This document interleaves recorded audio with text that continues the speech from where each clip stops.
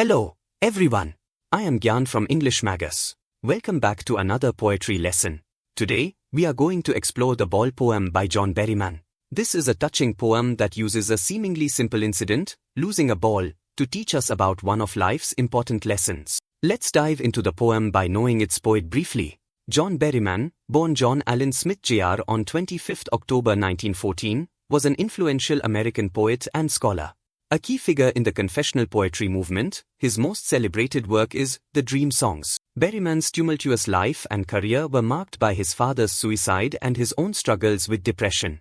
Now we will begin the explanation of the poem. I will recite poem stanzas and then explain them. Here is the first stanza. What is the boy now, who has lost his ball? What is he to do? I saw it go, merrily bouncing, down the street, and then, merrily over, there it is in the water. Let's explain the first stanza now.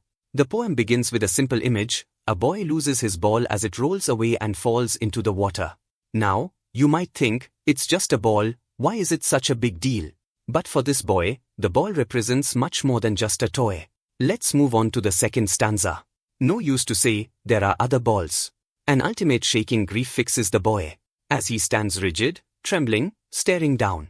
All his young days into the harbor where his ball went. In the second stanza the poet explains, his ball is special to him. It symbolizes his childhood, his happy memories, and all the fun moments he's had. Losing it brings him a sense of deep sadness. The poem tells us that no one can simply replace the ball. It's not about the object itself but about the emotional value attached to it. Here is the third stanza. I would not intrude on him. A dime, another ball, is worthless. Now, he senses first responsibility. In a world of possessions.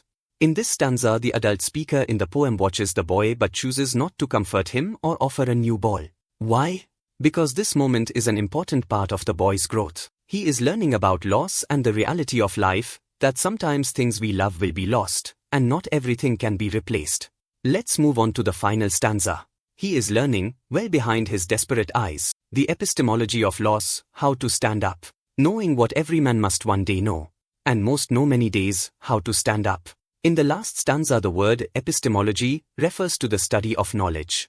The boy is learning the knowledge of loss, the understanding that, in life, we will lose things, and that's a part of growing up. The important part is learning how to stand up after that loss, how to be resilient. The lesson in the Ball poem is one we can all relate to.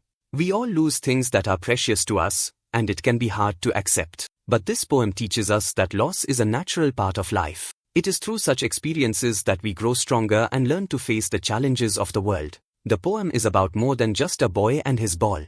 It's about learning to cope with loss, about growing up, and realizing that some things in life cannot be replaced by money or material possessions. The boy's ball represents his innocence, and losing it means he must now learn the harsh reality of life. This poem beautifully captures the bittersweet process of growing up and learning about loss. Remember, it's okay to feel sad when you lose something important, but it's also important to stand up and keep moving forward. With this the video lesson ends. Here is a list of literary devices used in the poem. Pause the video and go through them. Thank you for joining me today to explore the Ball poem by John Berryman. If you enjoyed this lesson, don't forget to like, share, and subscribe for more insightful and engrossing explorations. See you next time.